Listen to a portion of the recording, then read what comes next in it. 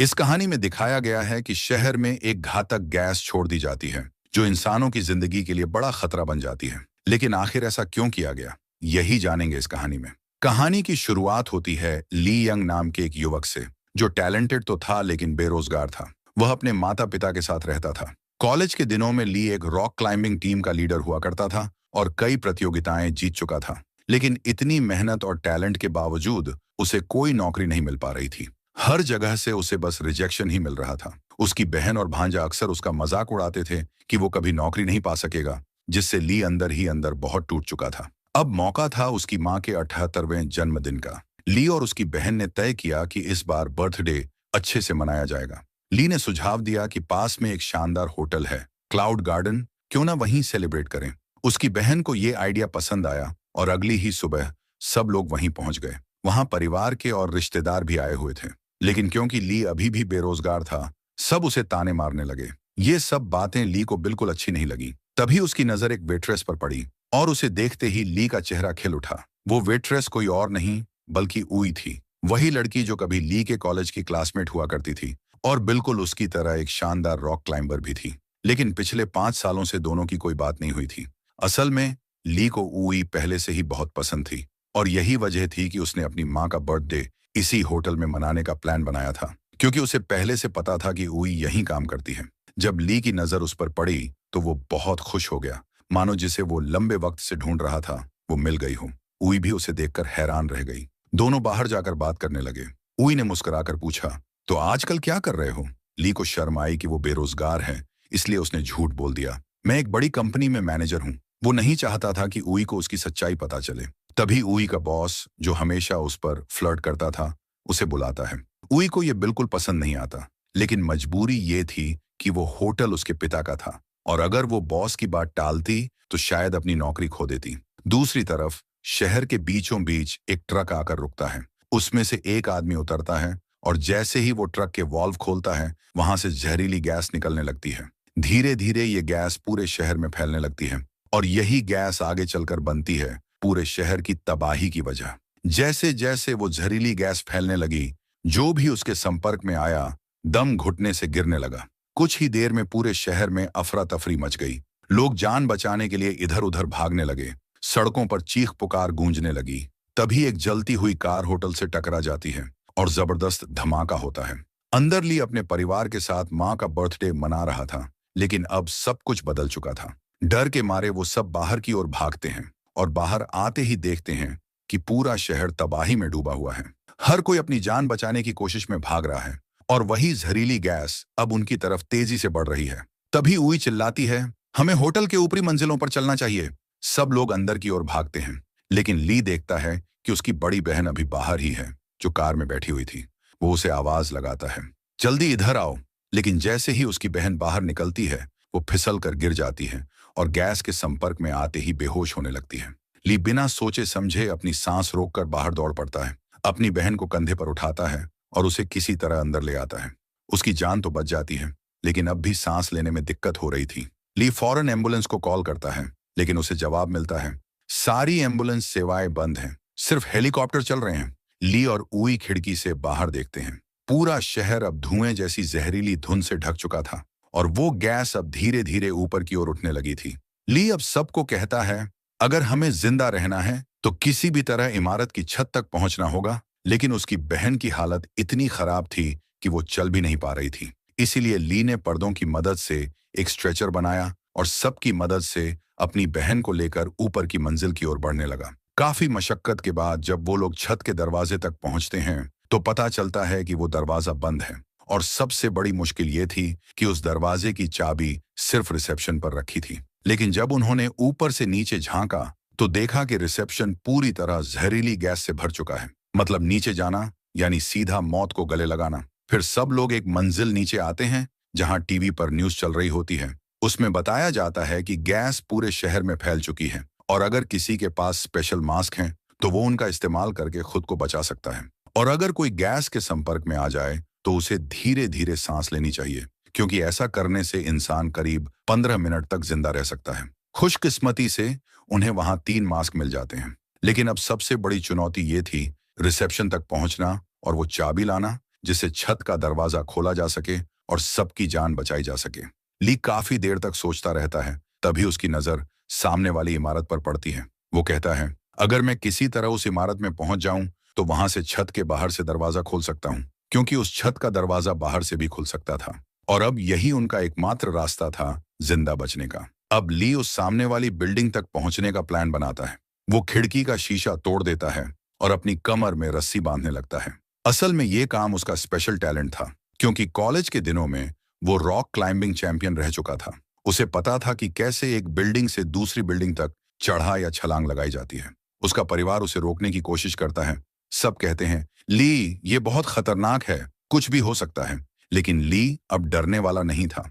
उसे पता था कि अगर उसने ये कदम नहीं उठाया तो सबकी जान खतरे में पड़ जाएगी। वो गहरी सांस लेकर लंबी छलांग लगाता है और किस्मत से सामने की बिल्डिंग के एक पाइप को पकड़ लेता है। वहां पहुंचकर वो रस्सी का दूसरा सिरा बांधता है और बिल्डिंग की दीवार के सहारे ऊपर चढ़ने लगता है। उसका कजिन नीचे से ये सब देखकर हैरान रह जाता है और मोबाइल निकालकर लाइव स्ट्रीमिंग शुरू कर देता है। ली लगातार ऊपर चढ़ता जा रहा था, लेकिन तभी उसकी रस्सी खत्म हो जाती है।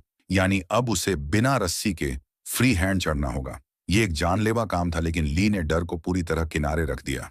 वो अपने शरीर से रस्सी खोल देता है और धीरे धीरे नंगे हाथों से ऊपर चढ़ने लगता है। आखिरकार वो छत तक पहुंच जाता है, जहां होटल का बड़ा सा शेर के सिर वाला लोगो स्टैचू लगा हुआ था। वो उस पर पकड़ जमाता है और खुद को ऊपर खींचने की कोशिश करता है, लेकिन अब तक उसकी सांसें फूल चुकी थीं, शरीर थक चुका था और हर एक सेकंड उसके लिए मौत से लड़ने जैसा बन गया था। ली जानता था कि अगर उसने अब एक कदम भी पीछे हटाया तो कई लोगों की जिंदगी खतरे में पड़ जाएगी। इसलिए वो पूरी हिम्मत जुटाकर खुद को ऊपर खींचता है और आखिरकार छत के ऊपर पहुंच जाता है। वहां पहुंचकर वो बाहर से दरवाजा खोल देता है, जिससे बाकी सब लोग भी छत पर आने में सफल हो जाते हैं। अब सबको उम्मीद की एक किरण नजर आती है, क्योंकि यहां से हेलीकॉप्टर रेस्क्यू टीम उन्हें देख सकती थी। सब लोग अपने मोबाइल की फ्लैशलाइट्स ऑन करते हैं और आसमान की ओर इशारा करते हुए मदद मांगने लगते हैं, लेकिन इतनी ऊंचाई से उनकी रोशनी दिखाई देना मुश्किल था। तभी उई को एक आइडिया आता है। वो कहती है, अगर हम सब मिलकर एच के शेप में खड़े हो जाएं और लाइट ऑन करें तो ऊपर से कोई भी समझ जाएगा कि एच मतलब हेल्प। सब लोग उई की बात मानते हैं और उसी तरह खड़े होकर अपने मोबाइल की फ्लैशलाइट्स जलाते हैं। अब वो सब उम्मीद में आसमान को देख रहे थे, लेकिन कोई हेलीकॉप्टर नहीं आ रहा था। तभी उई को समझ आता है कि मोबाइल की लाइट इतनी तेज नहीं है कि ऊपर से दिखाई दे सके। वो बिना वक्त गंवाए नीचे दौड़ती है और होटल के बड़े होर्डिंग बोर्ड की लाइट्स को ब्लिंक करने लगती है। अब ऊपर उड़ता हुआ हेलीकॉप्टर उस चमकती हुई लाइट को देख लेता है। पायलट तुरंत समझ जाता है कि कुछ लोग वहां फंसे हुए हैं और कुछ ही देर में हेलीकॉप्टर होटल की छत के ऊपर पहुंच जाता है। सब लोग खुशी से झूम उठते हैं। ऊपर से एक सेफ्टी प्लेटफॉर्म नीचे छोड़ा जाता है ताकि सबको एक एक करके रेस्क्यू किया जा सके। एक एक करके सब लोग सेफ्टी प्लेटफॉर्म में चढ़ने लगते हैं, लेकिन जब ली और उई की बारी आती है तो प्लेटफॉर्म ओवरलोड हो जाता है और अब उनमें जगह नहीं बचती। हेलीकॉप्टर बाकी सबको लेकर उड़ जाता है और अब ली और उई अकेले छत पर फंस जाते हैं। दोनों को उम्मीद थी कि हेलीकॉप्टर वापस आएगा, लेकिन तब तक जहरीली गैस ऊपर तक पहुंच चुकी थी। वो वहां ज्यादा देर नहीं रह सकते थे, इसलिए दोनों अपने पास बचे मास्क पहन लेते हैं और जो भी रस्सियां और जरूरी सामान था वो बैग में डालकर निकल पड़ते हैं। वो अपने शरीर को पूरी तरह कपड़ों से ढक लेते हैं, क्योंकि ये गैस इतनी खतरनाक थी कि त्वचा को भी जला सकती थी। अब दोनों नीचे सड़क पर उतरते हैं, लेकिन वहां चारों ओर बस धुंध जैसी जहरीली गैस फैली हुई थी। कुछ भी साफ दिखाई नहीं दे रहा था। वो भागते हुए एक और इमारत की छत पर पहुंचते हैं, लेकिन गैस वहां तक भी पहुंच चुकी थी। अब वो समझ जाते हैं कि अगर जिंदा रहना है तो उन्हें और ऊंची बिल्डिंग पर जाना होगा। दोनों मिलकर दूसरी इमारत की ओर बढ़ते हैं, जहां तक गैस अभी नहीं पहुंची थी। लेकिन अब उनके मास्क भी जवाब देने लगे थे, क्योंकि गैस के असर से फिल्टर चौक हो चुके थे। फिर भी उनके पास एक आखिरी मास्क बचा था। वो दूर देखते हैं, सामने एक और ऊंची बिल्डिंग थी, जहां पहुंचकर शायद वो दोनों बच पाए। अब बिना सोचे वो उसी दिशा में बढ़ते हैं, जिंदगी की आखिरी उम्मीद के साथ। अब दोनों सामने वाली इमारत तक पहुंचने के लिए रस्सी फेंकते हैं। पहले उई जाती है, क्योंकि उसका वजन हल्का था और उसे पार करने में ज्यादा ताकत नहीं लगेगी। वो बड़ी मुश्किल से दूसरी बिल्डिंग तक पहुंच जाती है। अब ली की बारी आती है। वो भी धीरे धीरे रस्सी पकड़कर आगे बढ़ता है। तभी जहरीली गैस वहां तक भी पहुंच जाती है, लेकिन ली ने मास्क पहना हुआ था, इसलिए वो किसी तरह बच जाता है। वहां से दोनों नीचे देखते हैं। सामने की इमारत में कई बच्चे फंसे हुए थे, जो जोर जोर से मदद के लिए चिल्ला रहे थे। ली और उई समझ जाते हैं कि अब उन्हें सिर्फ खुद को नहीं बल्कि इन बच्चों को भी बचाना है। वो एक एरो का निशान बनाते हैं जो बच्चों वाली बिल्डिंग की तरफ इशारा करता है, ताकि रेस्क्यू टीम को पता चल सके कि मदद की जरूरत कहाँ है। कुछ ही देर में हेलीकॉप्टर वहां पहुंच जाता है और सारे बच्चों को सुरक्षित बाहर निकाल लेता है। अब ली और उई को उम्मीद होती है कि अगली बार हेलीकॉप्टर उनके पास भी लौटेगा, लेकिन किस्मत को शायद कुछ और मंजूर था। पास ही के गैस स्टेशन में जोरदार धमाका हो जाता है। उससे गैस और भी तेजी से फैलने लगती है और अब वो उनकी तरफ बढ़ रही थी। दोनों ऊपर देखते हैं। दूर एक बहुत ऊंचा टॉवर नजर आता है। ली कहता है, अगर हमें जिंदा रहना है तो हमें वहां तक पहुंचना ही होगा। दोनों बिना रुके दौड़ने लगते हैं, हर कदम मौत से लड़ते हुए। आखिरकार जब वो एक जगह पहुंचते हैं तो उन्हें एहसास होता है अब आगे बढ़ना लगभग नामुमकिन है। दोनों एक दूसरे को देखते हैं और आंखों में आंसू भर आते हैं। वो चुपचाप एक दूसरे को गले लगा लेते हैं, क्योंकि दोनों जानते थे शायद अब जिंदगी में ये उनका आखिरी पल साथ में है। और हाँ, यही वो पल था जब उन्हें एहसास हुआ कि वो एक दूसरे से हमेशा से प्यार करते थे, बस कभी कह नहीं पाए थे। अब वहां एक ड्रोन भी था जो उन्हें शूट कर रहा था। इसके जरिए पूरा शहर उन्हें लाइव देख रहा था और हर कोई उनके साहस को महसूस कर रहा था। इस बीच और ड्रोन्स भी आ जाते हैं जो उनकी मदद करने के लिए भेजे गए थे। ये ड्रोन सामने वाली बिल्डिंग में रस्सी बांध देते हैं, जिससे ली और उई उस बिल्डिंग तक पहुंचने की कोशिश करते हैं। लेकिन जैसे ही वो बीच में पहुंचते हैं, दोनों फंस जाते हैं। अब वो ना आगे जा सकते थे ना पीछे, और ऊपर से गैस धीरे धीरे उनकी तरफ बढ़ रही थी। साथ ही दूसरी तरफ बांधी रस्सी भी ढीली होने लगती है। उन्हें मजबूरन रस्सी काटनी पड़ती है, लेकिन तभी दूसरी रस्सी भी अपनी जगह से हिल जाती है और दोनों गिरने लगते हैं। पूरा शहर यह दृश्य अपनी आंखों से देख रहा था और हर कोई दुखी हो गया, क्योंकि ली और उई ने अनगिनत लोगों की जिंदगी बचाने के लिए अद्भुत साहस दिखाया था। लेकिन तभी जैसे ही हेलीकॉप्टर वहां पहुंचता है, रेस्क्यू टीम देखती है कि कोई क्रेन पर लटक रहा है, और वह कोई और नहीं बल्कि ली और उई थे, जो गिरने से अभी अभी बचाए गए थे। रेस्क्यू टीम ने अपनी पूरी ताकत लगाकर उन्हें सुरक्षित स्थान पर पहुंचाया। ली और उई की दोस्तों, परिवार और सभी के चेहरे पर खुशी की लहर दौड़ गई, क्योंकि जो साहस और करिश्मा उन्होंने दिखाया वो एक आम इंसान कभी नहीं दिखा सकता था। इसी बीच हम देखते हैं उई को, जहां उसका वही बॉस आता है जो हमेशा उसके साथ फ्लर्ट किया करता था। लेकिन इस बार उई सब्र नहीं कर पाती। वह उसे एक जोरदार थप्पड़ मारती है और तुरंत अपनी नौकरी छोड़ देती है। इसके बाद सरकार पूरा शहर पानी से भिगो देती है, क्योंकि उन्होंने समझ लिया था कि गैस के असर को खत्म करने का यही एक तरीका है। इसी बीच ली भी उई के पास आता है। वो उसे लंबे समय से पसंद करता था, लेकिन कभी भी अपने प्यार का इजहार नहीं कर पाया।